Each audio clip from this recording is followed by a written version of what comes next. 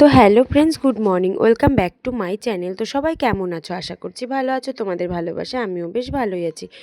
তো আজ দেখো বৃহস্পতিবার, সকাল সকাল স্নান করে আগে পুজোটা কমপ্লিট করে নিলাম, তারপরে চা খেয়ে চলে আসলাম সোজা রান্নাঘরে।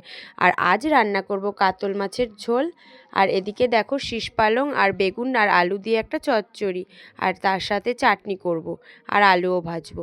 তো রান্নাবান্না প্রায় দেখো আমার হয়েই আসছে। আর এদিকে দেখো আলু দিয়ে যে ঝোলটা বসিয়েছি, মাছের ঝোল, তো প্রায় দেখো ঝোলটা হয়ে আসছে। তো মাছগুলো ছেড়ে দিয়ে কিছুক্ষণের জন্য ঝোলটা ফুটিয়ে নেব। তো চলো তোমাদেরকে এবার মেনুটা শেয়ার করি। তো প্রথমেই ছিল সাদা ভাত, তার সাথে ছিল শীষ পালংয়ের চচ্চড়ি, চাটনি, আলু ভাজা, কাতল মাছের ঝোল।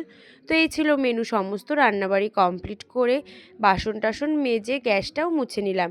তো বিকেলবেলা ছাদে চলে গেলাম, কিছু জামা কাপড় ছিল তো সেগুলোই মেলে দিয়েছিলাম, শুকিয়ে গেছে।